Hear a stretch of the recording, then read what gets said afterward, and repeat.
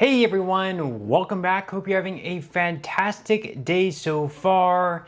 So next month, the upcoming Social Security COLA increase is going to be announced in October, but one factor for some beneficiaries could mean no increase at all. In today's video, we are going to be covering everything that you need to know.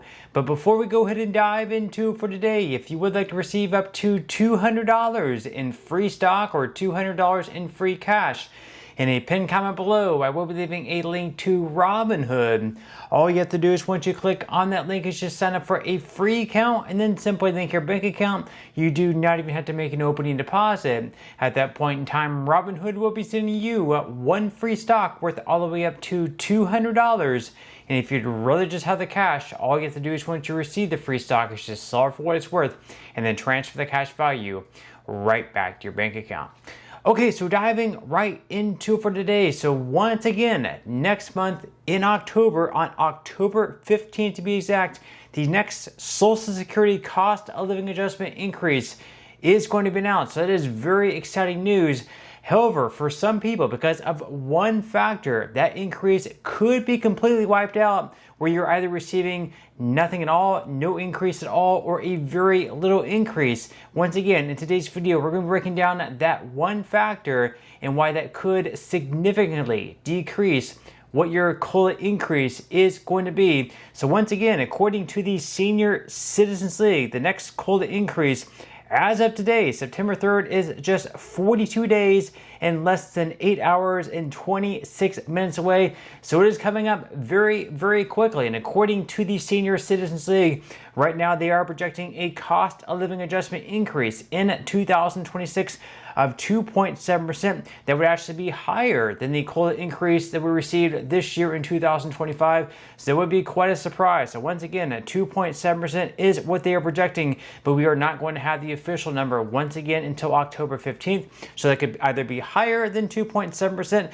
it can always be lower than 2.7%, but it's going to be very close to 2.5%. So let's take a range of 2.5, possibly all the way up to 2.9%. Now they go on here to say that from his historical perspective, the predicted 2026 COLA would rank 29th among the COLAs implemented since 1977, which was the first year that the SSA began calculating COLAs based on the CPIW. The last COLA, implemented in 2025, currently ranks 33rd. You can also see how the 2026 prediction compares to the last 10 COLAs in Figure 4. So you can see 2.7% is pretty much right in the middle of what we've been receiving over the past 10 years or so. Granted, not as high as that one back in 2023 where it was 8.7%, but it is higher than some of the other ones, like during 2020, 1.6%, 2021, 1.3%, and then 2017, 0.3%. So over the last 10 years, there has been some type of COLA, not always the highest, like it was 8.7%, but that next year in 2026, it looks like it's going to fall right in the middle there of right around 2.7%. But once again, even though there is going to be a COLA increase next year, pretty modest at 2.7%, which is going to work out to an increase of right around $50 to $55 per month for the average retiree who right now is receiving right around $2,000 per month. There's going to be actually one factor that's going to significantly cut in to that increase. And for some people, perhaps they receive less than the average amount, less than $2,000 per month. For them, it could mean pretty much their increase completely wiped out altogether. We're going to be diving into this article here where they say that bad news for retirees in the U.S., the Social Security increase in 2026 will be just 2.7%, and Medicare could take it all. We're going to be looking into what they're saying here. So they say that retirees in the U.S. already have a good idea of what's coming in 2026, a 2.7% increase in benefits from the United States Social Security. On paper, that means the average check will grow by about $54 a month. It sounds good at first, but here's the reality. Medicare premiums are also set to rise, and for many retirees, that extra bill could take away most or even all of the raise. So the adjustment, called the COLA, cost of living adjustment, is tied to the consumer price index. In theory, it's meant to help older adults keep up with inflation in the U.S., but the way it's calculated does not match the expenses that retirees face every day. So groups like the Senior Citizens League Analyst Mary Johnson and surveys from Gallup all keep showing the same thing. Yes, the bump helps, but it's not nearly enough to make retirement in the US feel truly comfortable. So a lot of people, yes, they're receiving some type of COLA increase every single year, but the increase they're receiving in their check isn't seeming to match up with the actual inflation that's taking place. So if they're going out to buy groceries, they might be receiving a 2.7% increase, but the goods that they're buying at, Walmart,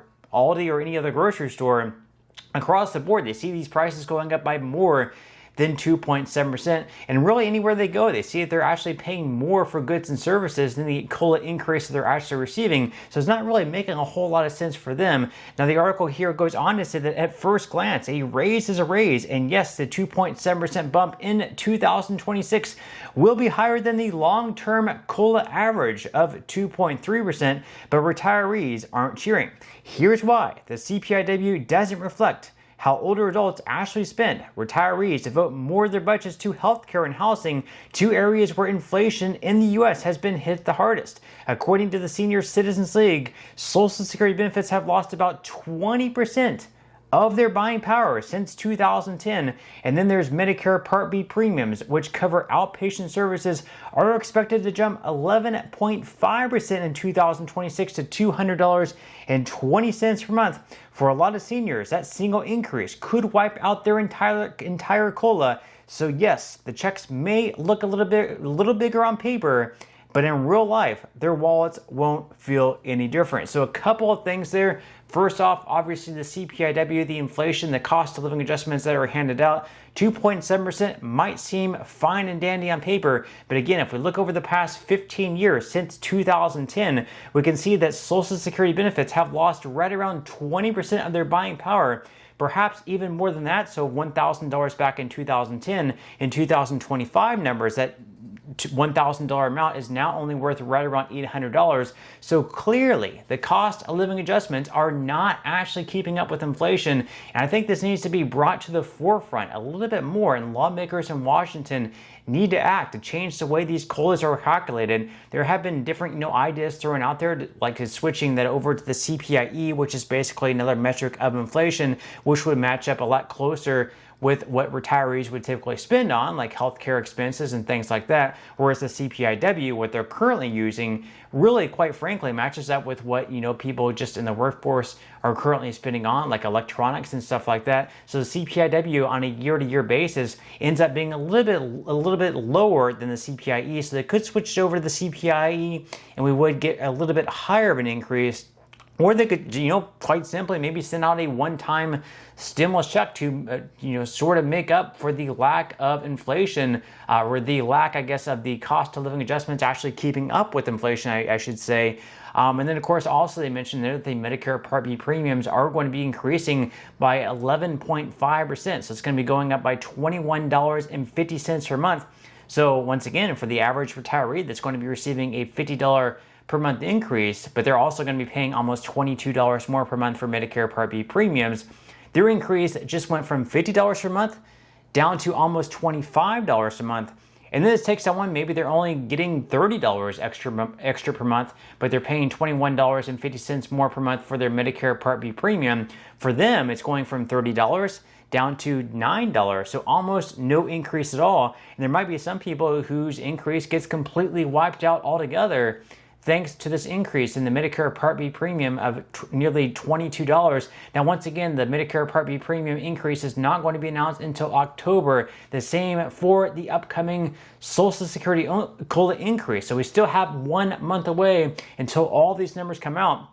But again, if it does come out to 2.7%, sure, that's better than, what we might have been receiving, like 2% or something, or even lower than 2%, or nothing at all. But still, 2.7% clearly is not really going to be keeping up with the rise of goods and services throughout this year. But with that said, leave your thoughts and comments below. What would you think about a 2.7% increase? Would you be happy with it? Would you also be dissatisfied?